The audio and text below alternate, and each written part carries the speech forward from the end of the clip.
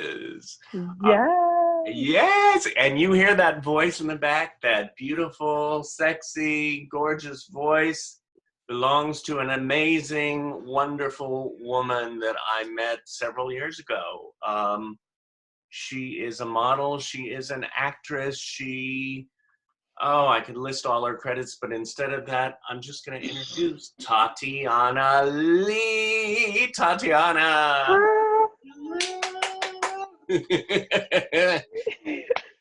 How are you, my dear? I'm good. Thank you for having me. How are you? I'm good.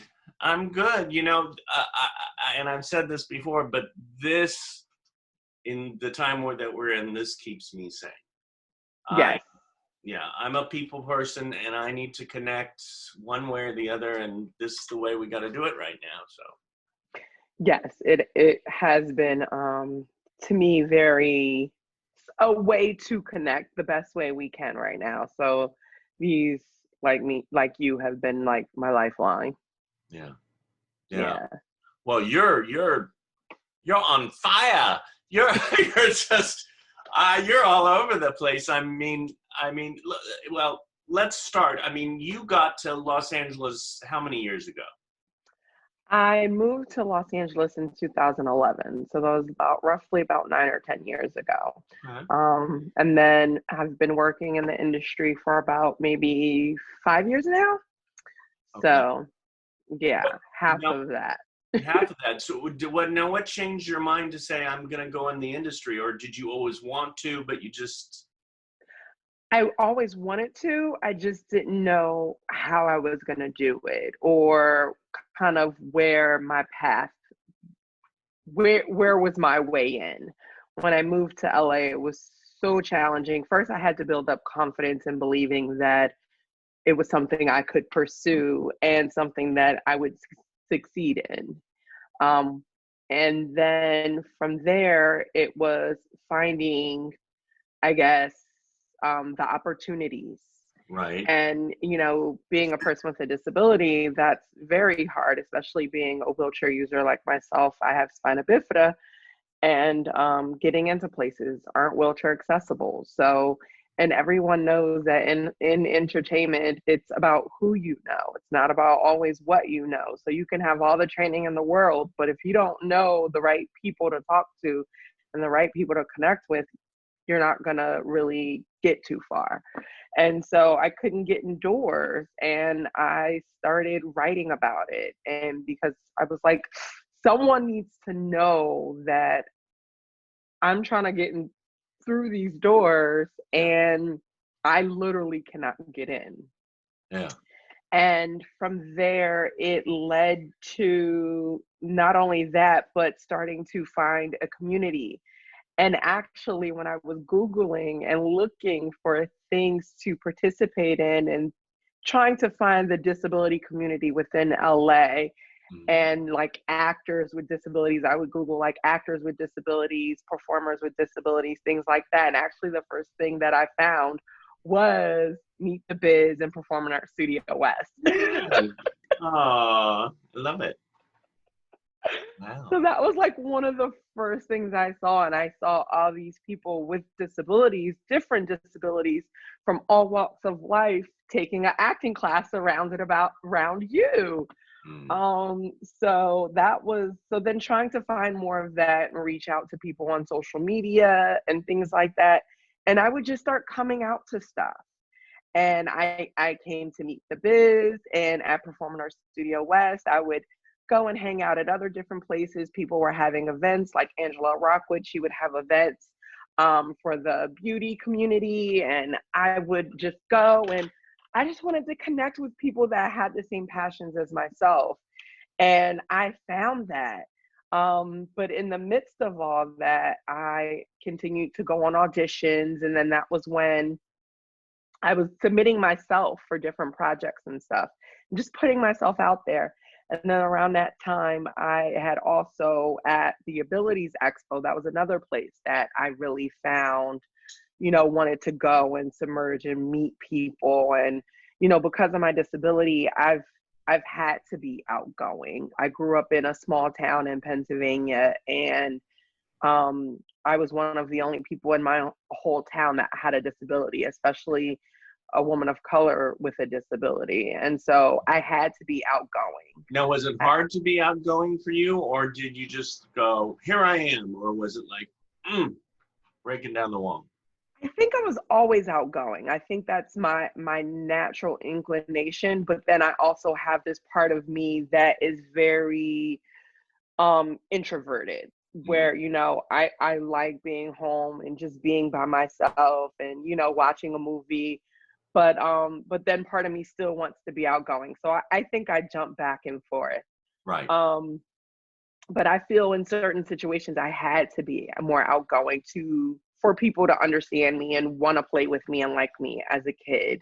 I think I had that feeling of, because you had people looking at you strange or not, looking at you like you're just something foreign. And so from there, I, would go out and just meet people. And I had ran and met Gail and met her, and I was sending her emails wanting Gail her to work Williamson. with Gail Williamson, yes, at KMR. Gail, And Gail doesn't need a last name anymore. She's sort of like no, Cher, Madonna, Gail. Gail, yes. And I had met her at the Abilities Expo, and I said, I want to act, I want to model, and all that stuff. And then she said, well, work on getting stuff. And, and then, are you taking classes? And then that was around the time I had went to a Meet the Biz class. So she says, well, good, you're doing that. And then she says, start finding things to get in. And so I continued to kept submitting myself for stuff. And then I finally got an audition for a commercial, and I ended up booking it on my own. And from there, she agreed to sign with me after that. Right. So I had booked a commercial and an ad campaign for Apple, and that was like my very first paid campaign job. So I got to do a commercial and a modeling project. It was a two-parter. And I was so excited about that. And it was kind of just a way of knowing that a lot of the avenues and stuff that I was doing was finally starting to pay off in some way. And so I knew that this path was destined for me to go on. So yeah. Now, had you done this before moving to LA? Did you do any of the acting or modeling? I would watch stuff. My mom would take me to Broadway shows, and I would watch stuff on TV, and I loved watching movies and things like that. But I hadn't really taken any classes or anything like that. I actually, when I was in school, because of my disability, I was told I couldn't participate in, anything that had to do with drama activities. What? Yeah. No. I was told it was too much for me and that I had to just focus on just my academics. It was too overwhelming for me and that I needed to just focus on academics. So I wasn't even allowed as a person with a disability to participate in drama activities. No, Yeah. that goes beyond my mind. That baffles me. Yeah. So as a kid, I wanted to participate in things like that, but I literally did not have access to that. Yeah. But where was this again? In Pennsylvania. It's a small rural town in Pennsylvania. Okay. So, but one of the things that I did love to do, my mom bought me a Polaroid camera, and I would organize photo shoots in my front yard. So I used to express myself in that way. I used to love just doing photo shoots in my front yard and stuff like that. And that's what made me really love modeling and stuff. So that happened. And so, yeah, and that's where kind of my passion grew from there. But I always knew it was something I wanted to do, and I just had to find my way to it. It led me here. Yeah. Well, I was looking at your website today, and I had seen some of these pictures before, but you are stunning. I mean, I loved. Well, was it Pure Beauty? Is that? Oh, no, it was called Perfect Figure. Yeah. Was that the one with all the models in their underwear? Yes. Yeah, the lingerie campaign. Yeah, that was fun. I was contacted by a brand, and they said, We want to show that our lingerie is for every woman. And Yeah. when I Googled it, you didn't find anyone with a disability that looked attractive in their underwear. And I said, women with disabilities wear underwear too. And it's like we want to feel comfortable in our bodies. And for me, that's what it was about. It was about making other women with disabilities feel comfortable in their own skin. Yeah. And that was important to me. So I had to brave that one to do that, but it had an amazing impact. So I'm very proud of it. Well, you should be, because that one's it's a beautiful, I mean, your photos are beautiful, and what you're doing and getting out there. I love how you just, you say, hey, this is what I'm going to do, and you go. You don't even say it. You just do it. I noticed that with you. Boom, boom, she's here. And I remember, and you have the accessiblehollywood.com. So you still have that going. Yes. Yep. I still have that. I haven't written any articles lately. I've transferred a lot of stuff into my job. I work for Respectability as a Hollywood inclusionist. Yes. And now, so, how did that come about? Because, I mean, you're the spokesperson now. It's like Tatiana Lee at Respectability. I mean, from one thing to the other to the, I know. Yeah. I need to focus my energy, but I'm just so passionate about representing our community in the entertainment industry. Is so important. People with disabilities, we make up 20% of the population, but we only make up a little more than 2% of what you see in mass media. And that's nothing close to what society really reflects. And I see how society at large treats us and how they value us. And I feel like media is the way to impact that. And so that's important to me to shift that message. So I started Accessible Hollywood because I wanted to share my journey of what it was like being an actress and a model in Hollywood and advocating for that. And I got to do great speaking engagements on behalf of SAG-AFTRA, LA Film Festival, and so many others. But then going along on my advocacy journey, I was approached by Respectability, which I had been volunteering for them, helping them with a lot of different projects. They do a lot of work around consulting the film and entertainment industry on film and television. And I kind of had the knowledge to be able to help them in a lot of their work. And so I was offered a position to work with them on a lot of this stuff. And so basically, essentially what I do is train studio executives so that they understand disability a little bit better. And if someone wants to work on a project that includes people with disabilities, I kind of go through what they're doing and in regards to disability, and kind of just, kind of guide them through, this is something that the disability community would be proud of or wouldn't be proud of, depending on what that is, or what we're brought in for. And so I get to do a lot of that work. And then since I, already love doing speakings and as an actor and a model and a spokesperson, I'm naturally great at speaking, I guess. So I end up just getting put front and center on a lot of stuff.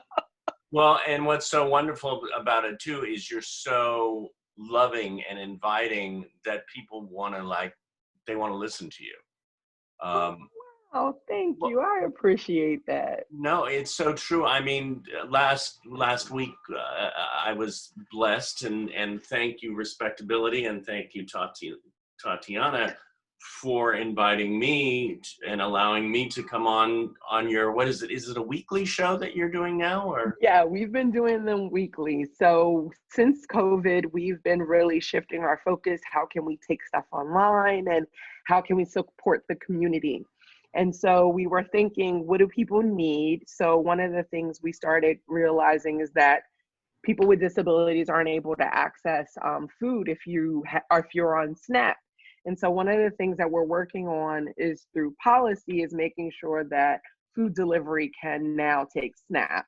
And so that's one of the things we're working on. But then we were also thinking about what can we do to keep the community busy? What can we do to help them continue to keep learning? And so with our Hollywood entertainment focus that we always do, which is my job, I had to think about what is the best way to keep the Hollywood and disability community kind of still being hopeful to what's to come in Hollywood. And so we set up these series of events to learn from our experts in the community. And so you and Diana were so gracious to come on and talk about what it means to be casting directors and what it means to coach someone and teach acting and stuff like that. So thank you, both of you and Diana, for coming on. It was so fun. I had a blast, and I always love doing stuff with Diana. I mean, we worked together at Performing Arts Studio West as acting coaches and teachers, and it's just, I've known her for years, and she's, I use this word, and I don't use it lightly, but I lately have been saying, because it's the word blessing. I mean, the friendships that we have now are so important during this time, and this is, as I said before, this is extended family for me.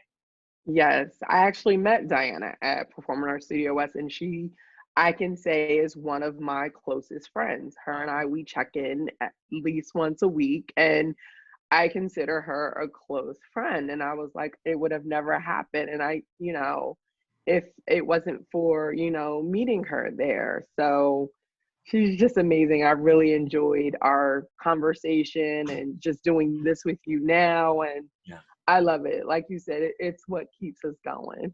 Well, and thank you for that. That touched me because, sometimes you just do your thing, like the Meet the Biz, and again, the meeting the biz is not just meeting, it's working, it's getting to know people, and it's everybody, ability, disability, and this and that. And as I say, the people who you think don't have the disability have the, you never know. But it makes me feel good that there's this place that everybody can come to and connect and join the family. Yes, I agree. And I'm just glad that everyone is kind of chipping in and doing their part to either help the community in some way, whether it's get through this, stay busy, make sure they have access to the care they need, and so that they can stay inside and stay safe and still eat healthy. I just love everything that everyone is doing to just join forces around the community. Yeah, and I have a list here that I'm looking at because there's so much that you do and have done. And you said earlier, well, I don't focus. Well, I think you are focused, because when you're in your mode, you can do this, and then it's like, okay, I've done that. Now I'm doing this, and now I could go back to this. But it's great that you can do it. You can juggle it. I mean, two other things. I mean, Disability Film Challenge. Didn't you win? Yes, I did. And Media Access Awards, didn't you win? Yes. So I did the film challenge. I jumped in on a film project with a friend. And we won the film challenge, which was a shock. We were not expecting that, which was so cool. It actually got one of the most views out of all the films. And then from there, yes, the following year, I ended up winning Media Access Awards, the Christopher Reeve Scholarship, which was an honor. And just, it's just been an awesome journey that I've been on, and the way the community has wrapped their arms around me and supported me, and really, so it's my honor to do the work that I do, advocating for us and to really represent us when I go and do certain things with my job at Respectability. And I just love it. I have fun. And I also appreciate the fact that I can do this advocacy work and still have time to do auditions and take acting classes and, all those things, which, my Christopher Reeve Scholarship has afforded me the opportunity to be able to take acting classes. And then actually I'm taking an acting class online right now with your friend Laura Gardner. I love that woman. Oh She's my God. awesome. Isn't She's she great? awesome. She's one of the best out there. So I'm now taking an online acting class with her and just able to work on my craft, and that I can still take the time to work on the work that I'm doing at Respectability. And it's so important and needed. And I just love it, and I'm having fun. And it is my honor to be able to do everything that I do. Yeah. Yeah.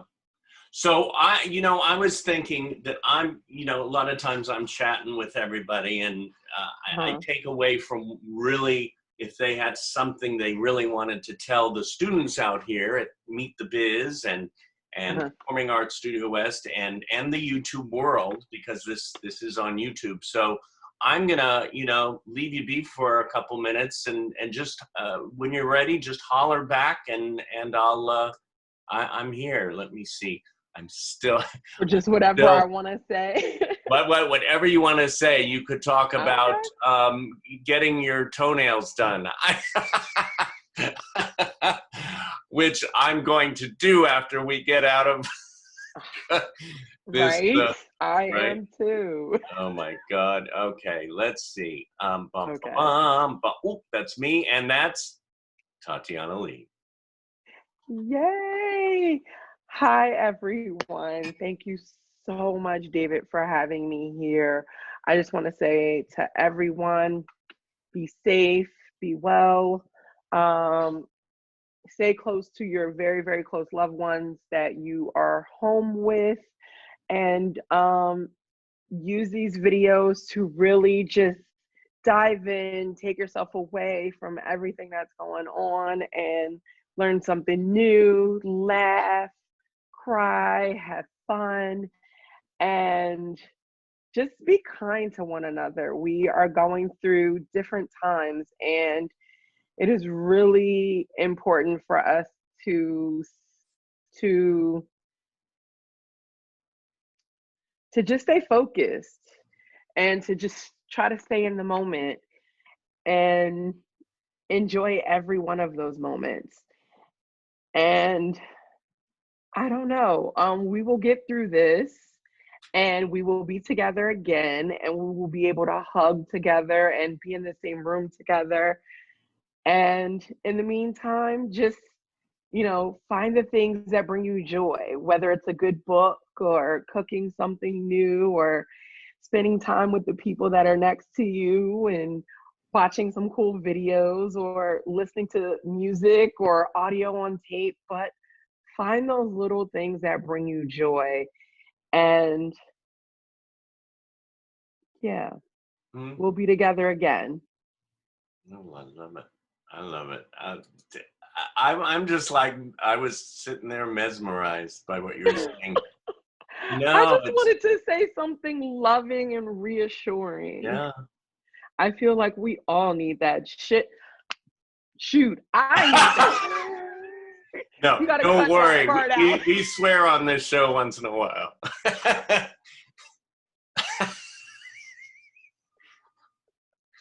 Yeah. Loving, and that's what you are. I have to project what I want thrown back at me. So that's so manifestation of you. Yes. Yeah. Well, and I want love thrown back on my face. So I'm gonna hug you right now. I am so in needing of a hug. I don't know where my teddy bear is. Oh my God. I could go on talking with you because it's such a joy, and we have to do like a potluck. I know. We do. Okay, we have to do that. Potluck. Everybody bring their dish. I know. One last thing I did have to bring up. Did you interview Tim? Yes. Yeah. Right? Actually, that was one thing. Tim Cook. Yeah, Tim Cook from Apple. Yes, I did. After I did the ad campaign and the commercial, the following year I was invited back to actually spend time on Apple's campus. And I got to be on a panel with other people that advocate for accessibility, who are two awesome people, James Rath, who is a blind YouTuber, and Ricky Kaufman, who is a deaf YouTuber.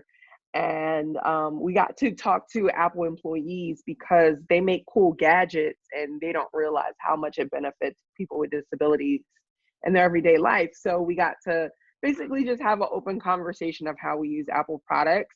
And it was so cool. We spent 3 days on campus and it was cool. And one of the days we woke up and the people that were like in charge of, you know, our itinerary and everything going on, like our guides, has said to us, "Oh yeah, after breakfast, Tim Cook wants to meet you guys." And we were like, "What?"